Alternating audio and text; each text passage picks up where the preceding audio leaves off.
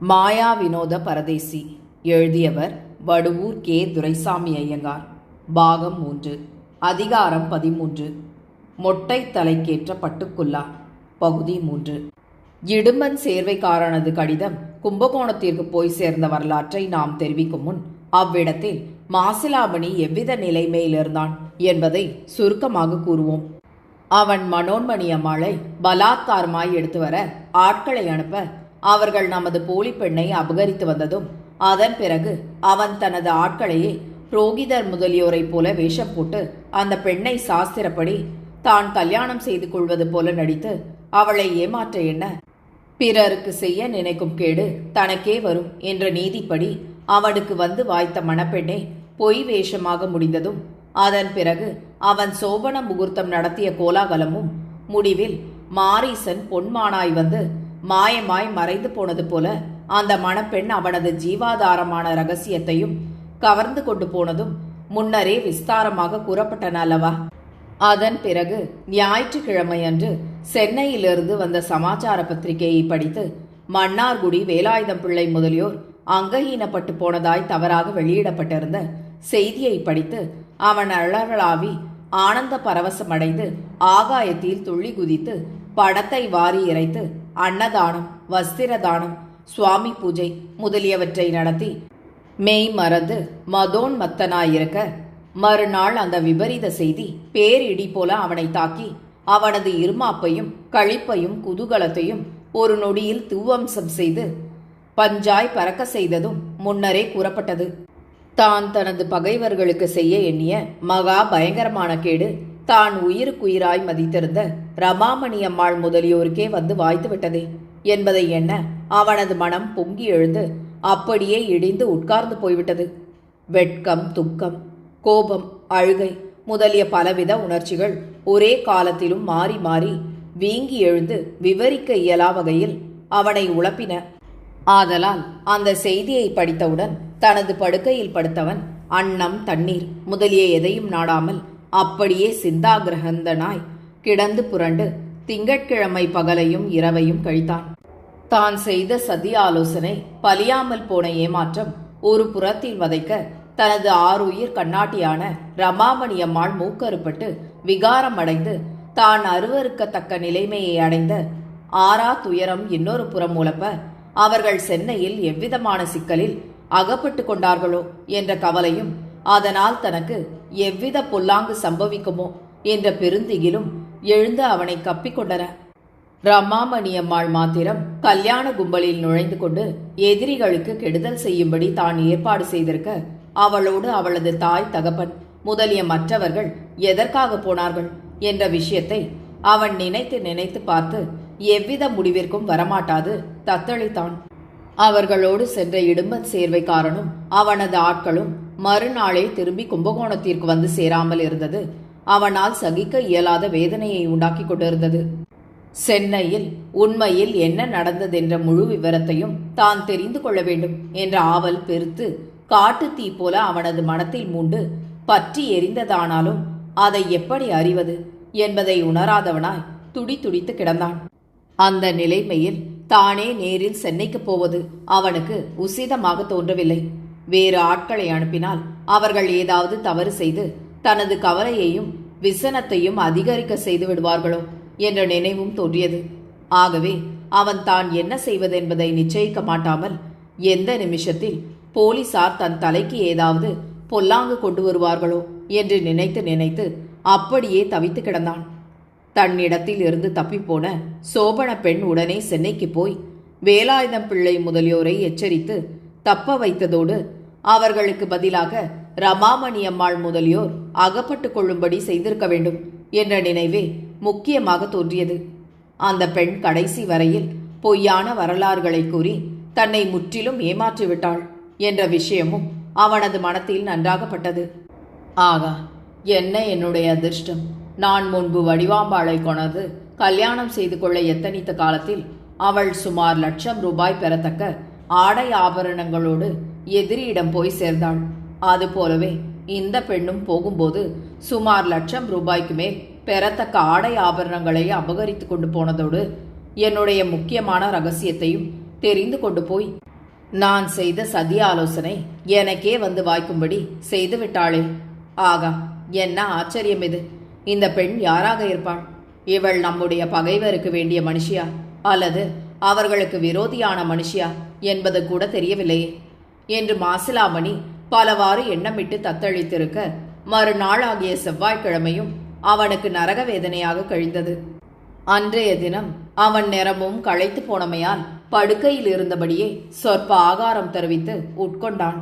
மறுநாளாகிய புதன்கிழமை காலையில் அவனுக்கு வழக்கப்படி தபால்கள் வந்தன. அவன் மிகுந்த ஆவலோடு சென்னையிலிருந்து வந்த பத்திரிகைகளை பிரித்து படித்தான். புதிய விசேஷம் எதுவும் காணப்படவில்லை. உடனே அவன் கடிதங்களை பிரித்து படித்தான். ஒரே ஒரு கடிதம் சென்னை முத்திரையோடு வந்திருந்தது. மற்றவைகளை அவன் அலட்சியமாக படித்து போட்டுவிட்டு சென்னையிலிருந்து வந்த கடிதத்தை மாத்திரம் மிகுந்த ஆவலோடும் படபடப்போடும் பிரித்து படித்தான். அது அடியில் வருமாறு எழுதப்பட்டிருந்தது: அவசரம். மகா ஸ்ரீ மாசிலாமணி பிள்ளை அவர்களுக்கு நண்பன் இடும்பன் சேர்வைக்காரன் அநேக நமஸ்காரம் செய்து எழுதும் விஞ்ஞாபனம். நானும் ரமாமணி அம்மாள் முதலியோரும் பட்டணம் வந்து ராமசாமி முதலியார் சத்திரத்தில் தங்கியிருந்தோம். எங்களுக்கு ரயிலில் பழக்கமான ஒரு அம்மாளும் எங்களுடன் தங்கியிருந்தாள். அந்த அம்மாள் தன்னுடைய கையில் அழகான வைர மோதிரம் ஒன்று போட்டு இருந்தாள். அது இரவில் அந்த அம்மாளுடைய கை விரலிலிருந்து நழுவி தரையில் வெகு தூரத்திற்கு அப்பால் வந்து கிடந்தது. ஒன்றுக்கு எழுந்து போனபோது நான் அதை கண்டு எடுத்து பார்த்தேன். அது கீழே கிடந்ததாகையால் அதை நானே எடுத்துக்கொள்ளலாம் என்று ஒரு மூட எண்ணம் தோன்றியது. காலையில் அவர்கள் தேடி பார்க்கும்போது என் மேல் சந்தேகம் ஏற்படாமல் இருக்க வேண்டும் என்று நினைத்த நான் அந்த மோதிரத்தை வாயில் போட்டு விழுங்கிவிட்டேன். பிறகு அந்த அம்மாள் விழித்துக்கொண்டு மோதிரத்தை காணோம் என்று கூச்சலிட, போலீசார் வந்து எங்களை எல்லாம் பிடித்து கொண்டு போய் ஆஸ்பத்திரியிலிருந்த எக்ஸ்ரே என்ற எந்திரத்தை வைத்து பார்த்து என் வயிற்றில் மோதிரம் இருந்ததைக் கண்டு என்னை சப்ஜெயிலில் அடைத்து விட்டார்கள். இப்போது நான் அங்கேதான் இருக்கிறேன். வெள்ளிக்கிழமை இரவில் நாம் செய்ய உத்தேசித்த காரியத்தை நான் இல்லாமலேயே என்னுடைய ஆட்கள் நடத்திவிட்டதாகவும் முடிவில் அவர்கள் அகப்பட்டு கொண்டு சப்ஜெயிலில் வேறொரு இடத்தில் இருப்பதாகவும் தெரிகிறது. நம்முடைய ஆட்களை போலீசார் அடித்து வருத்தியதில் அவர்கள் ஏதோ சொற்ப தகவலை மாத்திரம் தெரிவித்திருப்பதாகவும் தெரிகிறது. அதை வைத்துக்கொண்டு போலீசார் என்னையும் அதில் சம்பந்தப்படுத்தவும் எனக்கும் உங்களுக்கும் சிநேகம் என்றும் நீங்களே எல்லா விஷயங்களையும் செய்ய எங்களை அனுப்பியிருக்கிறீர்கள் என்றும் ருஜுப்படுத்துவதற்காகவும் பல வகையில் பிரயத்தனங்களும் தந்திரங்களும் செய்து கொண்டிருக்கிறார்கள். இன்று காலையில் போலீசார் என்னிடம் வந்து என்னை பயமுறுத்தி நான் உங்களுக்கு ஒரு கடிதம் எழுதி கொடுக்கும்படி செய்து அதை வாங்கி கொண்டு போயிருக்கிறார்கள். என்னை மீட்பதற்காக 15,000 ரூபாயோடு நீங்கள் நேரில் உடனே புறப்பட்டு இங்கே வர வேண்டும் என்றும் அல்லது கடிதம் கொண்டு வரும் மனிதரிடம் பணத்தையாவது அனுப்ப வேண்டும் என்றும் நான் எழுதும்படி கட்டாயப்படுத்தி அதை வாங்கி கொண்டு போயிருக்கிறார்கள். அந்த கடிதத்தை எடுத்துக்கொண்டு யாராவது உங்களிடம் வருவார்கள். நீங்கள் எவ்வித பிடியும் கொடாமல் ஜாக்கிரதையாக நடந்து கொள்ளுங்கள். நீங்கள் உடனே பட்டணம் வந்தாலும் அல்லது பணம் அனுப்பினாலும் அதை கொண்டு உங்களுக்கும் எனக்கும் சம்பந்தம் இருக்கிறது என்பதை ருஜுப்படுத்த அவர்கள் உத்தேசிக்கிறார்கள். ஆகையால் நீங்கள் சென்னைக்கு வரவும் வேண்டாம், பணம் அனுப்பவும் வேண்டாம். அடே இடும்பன் சேர்வைக்காரா, திருட்டு நாயே, உனக்கும் எனக்கும் என்ன சம்பந்தம்? என்னை சென்னைக்கு வரும்படி அழைக்க உனக்கு அவ்வளவு துணிவா? உனக்காக 15,000 ரூபாய் செலவு செய்து உன்னை மீட்க எனக்கு என்ன அக்கறை வந்திருக்கிறது? நீ கொழுப்பெடுத்து போய் திருடினால் அதற்கு நானா பிணை? நீ எக்கேடு கெட்டு எருக்கு முளைத்து போ.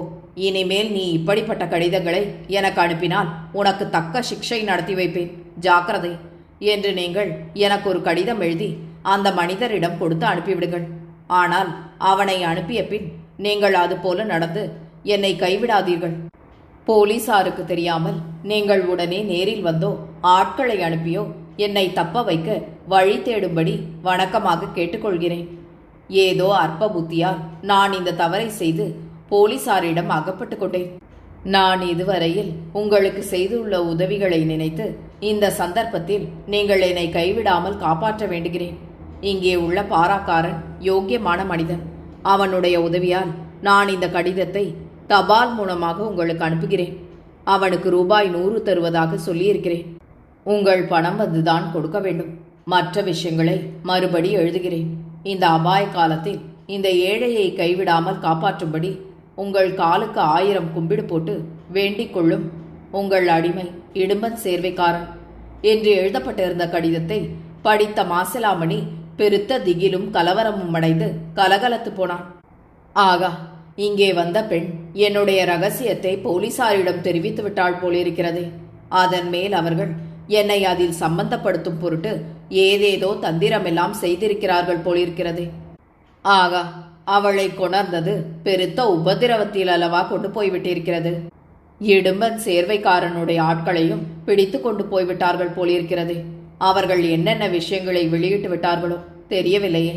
ஆனால் நல்ல வேளையாக இடும்பன் சேர்வைக்காரன் முன்னாக இந்த கடிதம் என்னிடம் வந்து சேரும்படி செய்து என்னை எச்சரித்தான்.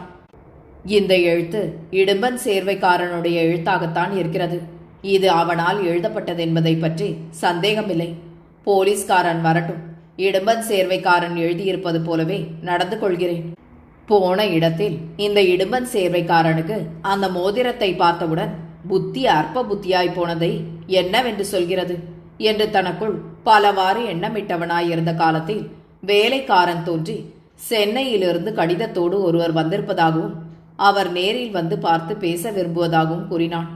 அதை கேட்ட மாசிலாமணியின் மனம் நிரம்பவும் சஞ்சலம் அடைந்தது. வந்திருப்பவன் எவ்விதமான மோச கருத்தோடு வந்திருக்கிறானோ என்றும் அவனிடம் நிரம்பவும் ஜாக்கிரதையாக இருக்க வேண்டும் என்றும் மாசிலாமணி தீர்மானித்துக் கொண்டான். இடும்பன் சேர்வைக்காரன் முன்னாகவே தன்னை எச்சரித்திருந்தாலும் போலீஸ்காரன் தன்னை எப்படி ஏமாற்ற எண்ணி வந்திருக்கிறானோ என்று நினைத்து இன்னதென்று விவரிக்க இயலாத ஒருவித வேதனை அடைந்தவனாய் அவனை அழைத்து வரும்படி வேலைக்காரனை அனுப்பினான். அவன் வெளியில் போய் 5 நிமிஷ நேரத்தில் திரும்பி வந்து சேர்ந்தான். சென்னையிலிருந்து கடிதம் கொணர்ந்திருந்த மனிதனும் அவனோடு கூட வந்து சேர்ந்தான். அவனை மாசிலாமணி இருந்த விடுதிக்குள் அனுப்பியவுடன் வேலைக்காரன் வெளியில் போய்விட்டான். உள்ளே வந்த மனிதனுக்கு சுமார் 30 வயது இருக்கலாம். அவன் சுத்தமான ஆடைகள் தரித்திருந்தான். ஆனாலும் அவன் சாதாரண வேலைக்காரன் என்பது அவனது பணிவான நடத்தையிலிருந்து வெளியாயிற்று. அவன் மாசிலாமணியை நோக்கி குனிந்து வணங்கி, ஐயா நமஸ்காரம், நீங்கள் தானே மாசிலாமணி பிள்ளை என்பது என்று நிரம்பவும் வினயமாக கேட்க, மாசிலாமணி விஷயம் ஒன்றையும் அறியாதவன் போல நடிக்கத் தொடங்கி அந்த மனிதனை ஏற இறங்க 2 தடவை உற்று பார்த்து, ஆம், நான் தான் மாசிலாமணி பிள்ளை. என்ன விஷயம்? நீர் எங்கே இருந்து வருகிறீர் என்று அமர்த்தலாக வினவினான். அதற்கு அந்த மனிதன், நான் சென்னப்பட்டணத்திலிருந்து வந்திருக்கிறேன். அங்கே வந்திருக்கும் உங்களுடைய மனிதர் ஒருவர் உங்களுக்கு ஒரு கடிதம் கொடுத்து அனுப்பியிருக்கிறார் என்றான். மாசிலாமணி மிகுந்த வியப்படைந்தவன் போல நடித்து, சென்னப்பட்டணத்திற்கு என்னுடைய சிநேகிதர் யார் வந்திருக்கிறார்கள்? அவருடைய பெயர் என்ன என்றான். உடனே பட்டணத்தான், அவருடைய பெயர் இடும்பன் சேர்வைக்காரரா. மாசிலாமணி மிகுந்த ஆச்சரியமும் கோபமும் அடைந்து, யார் யார் இடும்பன் சேர்வைக்காரரா? எனக்கு அந்த பெயருடைய சிநேகிதர் யாரும் இல்லையே.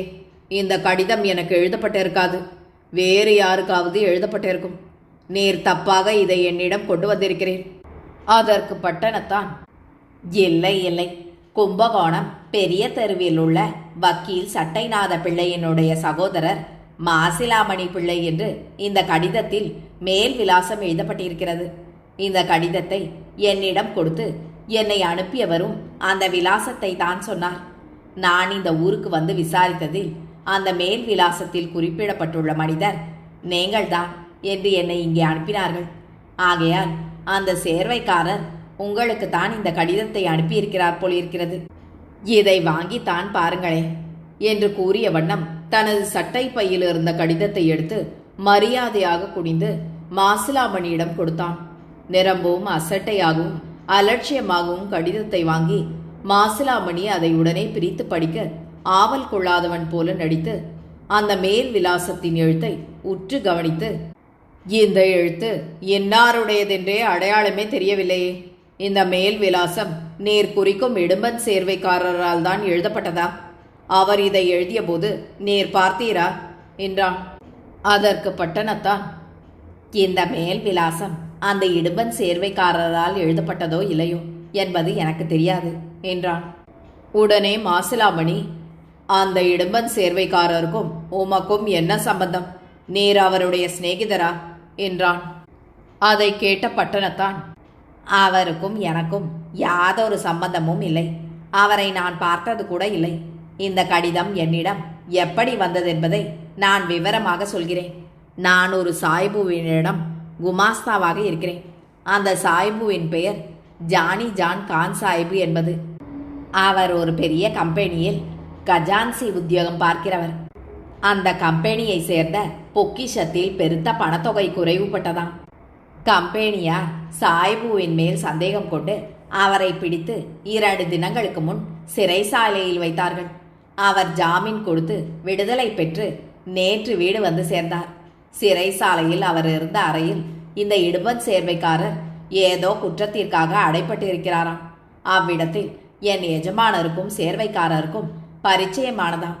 அந்த கடிதத்தை உங்களிடம் சேர்த்து விடும்படி சேர்வைக்காரர் எங்கள் எஜமானிடம் இதை கொடுத்து நிரம்பவும் வேண்டிக் கொண்டாராம். ஆகையால் என் எஜமானர் தம்முடைய கையில் இருந்து என் வழி செலவுக்கு பணம் கொடுத்து என்னை அனுப்பினார். இவ்வளவுதான் எனக்கு தெரியும். நான் இந்த இடும்பன் சேர்வைக்காரரை நேரில் பார்த்ததும் இல்லை.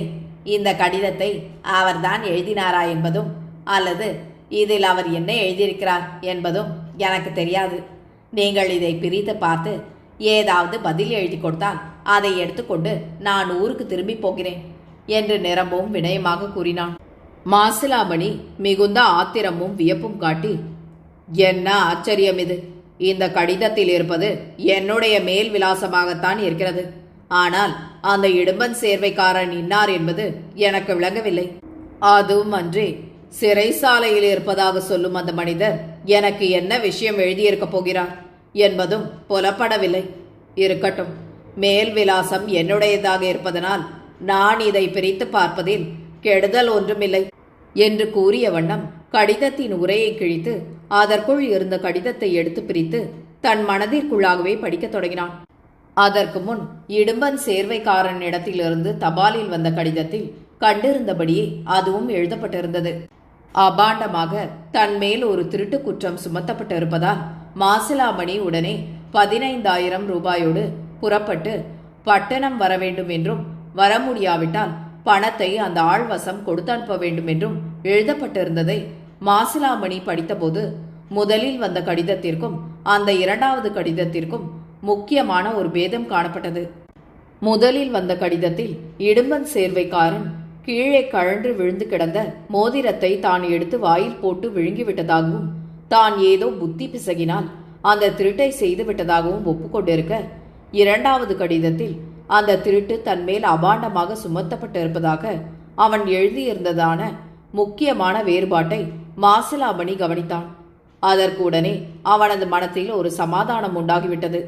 தபாலில் வந்த கடிதத்தை இடும்பன் சேர்வைக்காரன் தனியாக இருந்து எழுதியிருப்பதனால் தன் குற்றத்தை ஒப்புக்கொண்டு உண்மையாக எழுதியிருக்க வேண்டும் என்றும், ஆள் மூலமாக அனுப்பப்பட்ட கடிதம் போலீசாரின் வற்புறுத்தலின் மேல் எழுதப்பட்டதாகையால் அவன் அவர்களிடம் தன் குற்றத்தை ஒப்புக்கொள்ளாமல் மறுப்பதை கருதி அது அபாண்டமாக தன்மேல் சுமத்தப்பட்டிருப்பதாக எழுதியிருக்கிறான் என்றும் மாசிலாமணி தனக்குத்தானே வியாக்கியானம் செய்து கொண்டதன்றி, தபாலின் மூலமாக வந்த கடிதத்தின்படியே தான் நடந்து கொள்ள வேண்டும் என்று அவன் உடனே தீர்மானித்துக் கொண்டான். அதுவும் அன்றி அந்த கடிதத்தை கொணர்ந்தவன் சுமார் 30 வயது உள்ளவனாயும் செழுமையாக வளர்ந்து பெருத்தவனாயும் இருந்ததன்றி, அவனது தலையின் பின்பக்கத்து ரோமம் போலீசார் வெட்டி விட்டுக் கொள்வது போல நிரம்பவும் உயரமாக வெட்டிவிடப்பட்டிருந்ததாலும் அவன் போலீஸ் ஜவான் என்றும், அவன் சொல்லும் ஜானி ஜான் கான் சாஹிபுவின் வரலாறு முழுவதும் கட்டுக்கதை என்றும் மாசிலாமணி அந்த கடிதத்தை படிக்கும் போதே முடிவு கட்டி கொண்டான். ஆனால் அவன் முதலில் எழுதப்பட்டிருந்த விஷயத்தை படித்துவிட்டு அடியில் புதிதாக சேர்த்து எழுதப்பட்டிருந்த செய்தியை படிக்கவே அவனது முகம் சடேர் என்று மாறிப்போயிற்று. சென்னையிலிருந்து அபகரிக்கப்பட்டு வந்தது பெண் வேஷம் தரித்திருந்த கந்தசாமி என்பதான அதி ஆச்சரியகரமான விஷயத்தை அவன் படிக்கவே அவன் தனது கண்களை நம்ப முடியாமல் அந்த பாகத்தை அவன் 2-3 தடவை திருப்பி திருப்பி படித்தான். உடனே அவனது மனத்தில் இன்னதென்று விவரிக்க இயலாத அநேக எண்ணங்களும் சந்தேகங்களும் ஒரே காலத்தில் குபீர் என்று கிளம்பின. கந்தசாமி கடைசி வரையில் பெண் போலவே இருந்து எவ்வளவு சாமர்த்தியமாக நடந்து கொண்டிருக்கிறான் என்ற வியப்பும், தனது பகைவனிடத்திலேயே தான் தனது சதி ஆலோசனையை வெளியிட நேர்ந்ததே என்ற ஏமாற்றமும் திகிலும் எழுந்து அந்த ஒரு நிமிஷ நேரம் அவன் அடியோடு நிலை கலங்கி போகும்படி செய்துவிட்டன. சோபன அறையில் போலி மணப்பெண் பேசிய சமத்காரத்தை கண்டு தான் பெருத்த வியப்படைந்து, அவள் ஆணாக பிறக்க வேண்டியவள் தவறி பெண்ணாக வந்திருக்கிறாள் என்று சொன்னது உண்மையாகவே முடிந்துவிட்டதே என்ற நினைவும் தோன்றியது. திடீரென்று அவனது மனத்தில் காட்டாற்று வெள்ளம் போலவும் காட்டுத்தீ போலவும் குபீர் என்று கிளம்பிய பல வகைப்பட்ட மூர்க்கமான உணர்ச்சிகளால் அவன் தன்னையும் மறந்து தனக்கு முன்னால் அந்நியன் நிற்கிறான் என்பதையும் மறந்து, ஆகா, கந்தசாமியா இங்கே வந்தவன், அடடா மோசம் போனோமே என்று வாய்விட்டு கூறி மேலும் ஏதோ சொல்ல போனவன் அந்நியன் நிற்பதை உணர்ந்து உடனே தன்னை அடக்கிக் கொண்டான். ஆயினும் அவன் தனது வலது கையை ஆட்டி கட்டை விரலை வாயில் வைத்து கடித்து கொண்டான். அவனது முகம் பெருத்த ஏமாற்றம், விசனம் முதலியவற்றை நன்றாக காட்டியது. அவனது உடம்பு முறுக்கிக் கொள்கிறது, கை கால்கள் பதறுகின்றன. அவன் வாயை திறந்து பேச மாட்டாமல் அபாரமான பிரமிப்படைந்து அப்படியே ஸ்தம்பித்து கால் நாழிகை காலம் வரையில் உட்கார்ந்திருந்த பின் எதிரில் மனிதன் நிற்கிறான் என்பதையும் அவனுக்கு எதிரில் தான் தனது உணர்ச்சிகளை காட்டிக்கொள்ளாமல் அவனுக்கு மறுமொழி எழுதி கொடுத்து அனுப்ப வேண்டும் என்பதையும் எண்ணி நிரம்பவும் பாடுபட்டு தன்னை ஒருவாறு சமாளித்துக் கொள்ளத் தொடங்கினான். அவனது அப்போதைய விபரீதமான மனக்குழப்பத்தில் தனக்கு வந்த 2 கடிதங்களின் எழுத்துக்களையும் ஒத்திட்டு பார்க்க வேண்டும் என்ற எண்ணம் கூட அவனது மனத்தில் தோன்றவில்லை. அவனது மூளை கலங்கி சுழல ஆரம்பித்தது. ஆகையால் தான் அப்போது இருந்தது எந்த இடம் என்பதும் கந்தசாமி பெண் வேஷத்தில் வந்து தப்பிப்போன விஷயமாக தான் இனி என்ன செய்ய வேண்டியது என்பதும் அவனுக்கு தோன்றவில்லை. இடும்பன் சேர்வைக்காரன் தபால் மூலமாய் அனுப்பிய கடிதத்தில் எழுதியிருப்பது போல தான் மறுமொழி கடிதம் எழுதி அந்த பட்டணத்தாரிடம் கொடுத்து அனுப்பிய பின் மற்ற விஷயங்களை பற்றி நிதானமாக யோசனை செய்து தான் என்ன செய்ய வேண்டும் என்பதை தீர்மானிக்க வேண்டும் என்று மாசிலாமணி முடிவு செய்து கொண்டவனாய் தனக்கு எதிரில் நின்ற பட்டணத்தானை நோக்கி தனது இயற்கைப்படி நிரம்பவும் இருமாப்பாகவும் துடுக்காகவும் பேசத் தொடங்கினான். ஐயா, இந்த கடிதத்தை பார்த்தவுடன் என் மனசில் உண்டாகும் கோபம் இவ்வளவு அவ்வளவல்ல. நீர் வேறு ஒருவரால் அனுப்பப்பட்ட கூலிக்காரர். ஆகையால் என்னுடைய கோபத்தை உம்மிடம் காட்ட நான் இஷ்டப்படவில்லை. ஆகவே நான் இந்நேரம் பாடுபட்டு என் கோபத்தை அடக்கிக் கொண்டேன். இந்த கடிதம் எழுதியிருப்பவன் யாரோ திருட்டு நாய். அவனுக்கும் எனக்கும் யாதொரு சம்பந்தமும் இல்லை.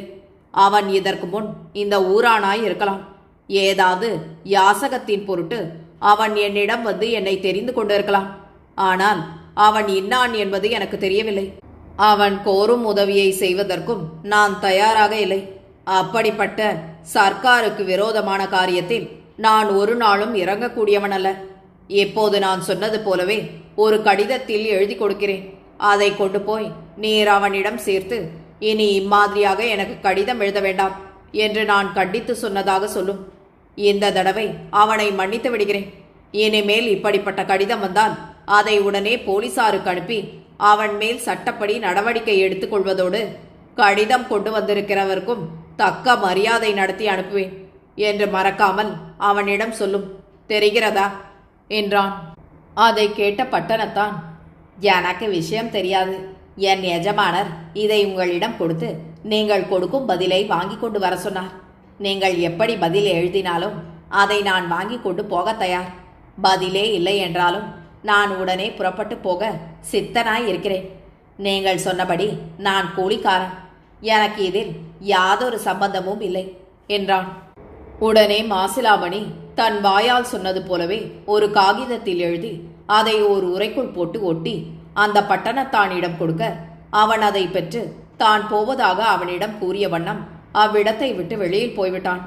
உடனே மாசிலாமணி பெருத்த துப்பட்டி ஒன்றை எடுத்து தலை முதல் கால் வரையில் இழுத்து போர்த்தி கொண்டு கட்டிலில் சாய்ந்து விட்டான். வடுவூர் கே. துரைசாமி ஐயங்காரின் இந்த நாவலை உங்களுக்காக வாசித்தது நிமா மனோ. கேட்டு மகிழ்ந்து விரும்பி பகிர்ந்து பதிவு செய்யவும். நன்றி.